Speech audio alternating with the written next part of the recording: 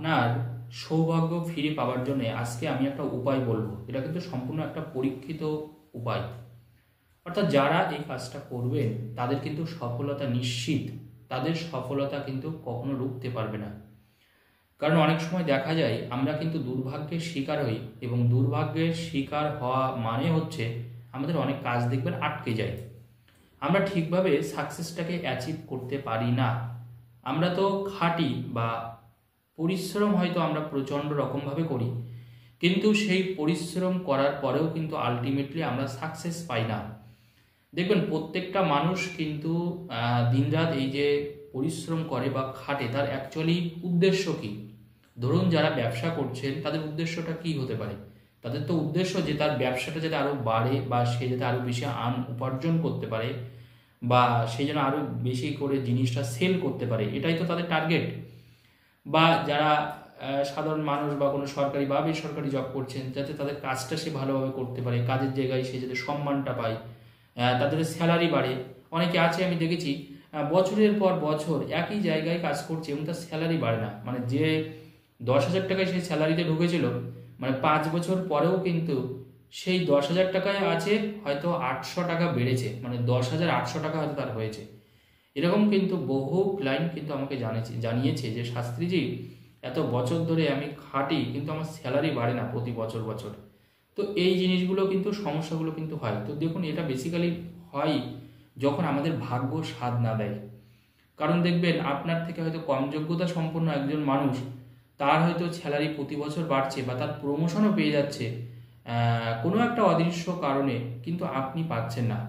আপনার কাজের প্রতি ভীষণ ডেডিকেশন, আপনি ভীষণ পরিশ্রমী, আপনি ভীষণ অনেস্ট পারসন, আপনি কাজের প্রতি ভীষণ দায়বদ্ধতাপূর্ণ, আপনি কাজ পাগল মানুষ, তারপরেও কিন্তু আপনার যতটা সফলতা হওয়া উচিত সেই অনুযায়ী কিন্তু আপনি সাকসেসটা পাচ্ছেন না। এর উপায় অ্যাকচুয়ালি কী? আজকে সেই উপায়টা আমি বলবো। যারা বারবার করে ব্যর্থ হন বা সফলতা আসে না, বা আপনি হয়তো কোনো চাকরির পরীক্ষার ইন্টারভিউ দিতে যাচ্ছেন, সেটা কিন্তু বারবার করে আপনি ব্যর্থ হচ্ছেন। মোট কথা, আপনার ব্যর্থতাই যেন আপনার জীবনটাকে বেশি করে ঘিরে রেখেছে। দেখুন, ব্যর্থ 2-1 বার তো মানুষ হয়, এটা কিন্তু স্বাভাবিক ব্যাপার, এটাকে আমি কখনো অস্বাভাবিক ব্যাপার বলবো না। কারণ দেখুন, পৃথিবীতে কম বেশি প্রত্যেকেই ব্যর্থ হয়। কিন্তু প্রশ্ন হচ্ছে, আমরা যদি বারবার করে ব্যর্থ হই একটা কাজ করতে গিয়ে, বা আমরা যদি বারবার করে অসফল হই, তখন জানবেন আমরা কিন্তু প্রচণ্ড রকমভাবে হতাশ হয়ে পড়ি, এবং সেই কাজটার প্রতি কিন্তু আমাদের ইচ্ছা শক্তিটা চলে যায়, এবং সেই কাজটা থেকে কিন্তু আমাদের মনটাকে আমরা অনেকটা গুটিয়ে নিই। তো আমাদের চেষ্টা করতে হবে যে যে কোনো একটা সৌভাগ্যের মাধ্যমে প্রথমবার না হলেও যেন দ্বিতীয়বারে অবশ্যই সেই কাজটায় আমরা জয়ী হতে পারি। কারণ জানবেন, একটা কাজে জয়ী হওয়ার পিছনে জানবেন অনেক কিছু লুকিয়ে থাকে। কি লুকিয়ে থাকে? আপনি একটা কাজে জয়লাভ করলেন, আপনার আত্মবিশ্বাস দেখবেন 100 গুণ বাড়বে। তার পরের কাজে কিন্তু আপনার জয়লাভ করতে কিন্তু আর খুব বেশি অসুবিধা হবে না। আর ঠিক তার এর উল্টোটাই হয়, যদি আপনি একটা কাজে অসফল হন, তখন আপনার আত্মবিশ্বাস লেভেলটা কিন্তু অনেকটা কমে যায়। সেই কাজের প্রতি আপনি আগ্রহ হারিয়ে ফেলেন, আপনি নিজেকে গুটিয়ে নেন, এই জিনিসটা কিন্তু চলতে থাকে। তো যারা বারবার করে ব্যর্থ হন, যে কোনো কাজে সফলতা আপনি পান না, যে কোনো কাজ করতে গিয়ে আপনি খুব ভয় পান, আমার কাজটা হবে তো, বা আমি আদৌ সাকসেস পাবো তো, আজকে আমি একটা উপায় আপনাদেরকে বলে দিচ্ছি, অত্যন্ত অথেন্টিক উপায় এটা। যারা যারা করবেন, আমি আশা রাখি প্রত্যেকেই কিন্তু আপনারা হাতে নাতে এটাকে ফল পাবেন। আপনারা যেটা করবেন, যে কোনো বৃহস্পতিবার, মনে রাখবেন, যে কোনো বৃহস্পতিবার অথবা সোমবার, যে কোনো বৃহস্পতিবার একটা অথবা সোমবার আপনি একটা নতুন একটা জামা কিনবেন। পুরুষ হলে শার্ট বা জামা, মেয়েরা হলে বা মহিলারা হলে শাড়িও কিনতে পারেন, বা কোনো চুড়িদার, বা আপনাদের যে পোশাক আছে আপনারা সেই পোশাক কিনতে পারেন। কিনতে হবে কিন্তু যে কোনো সোমবার অথবা বৃহস্পতিবার একটা নতুন পোশাক কিনতে হবে। দেখুন, এখন অনেক কম দামে ভালো ভালো পোশাকও পাওয়া যায়, আর মানুষ এখন অনেক শপিংও করে। অর্থাৎ পোশাক কেনাটা কিন্তু খুব বেশি যে আহামরি কিছু না। অনেকেই প্রতি মাসে মাসে পোশাক কেনে, বা অনেকে 3-4 মাস পরে পোশাক কেনে। মোট কথা, আপনাকে নতুন পোশাকটা কিন্তু এই কাজটা করার জন্য আপনাকে কিনতে হবে। নতুন পোশাক এই যে দুদিন আমি বলেছি, হয় সোমবার বা বৃহস্পতিবার এই দুটো দিনের মধ্যে একদিনেই আপনি কিনবেন। কেনার পরে আপনি ওই পোশাকটাকে নিয়ে বাড়ি আসবেন।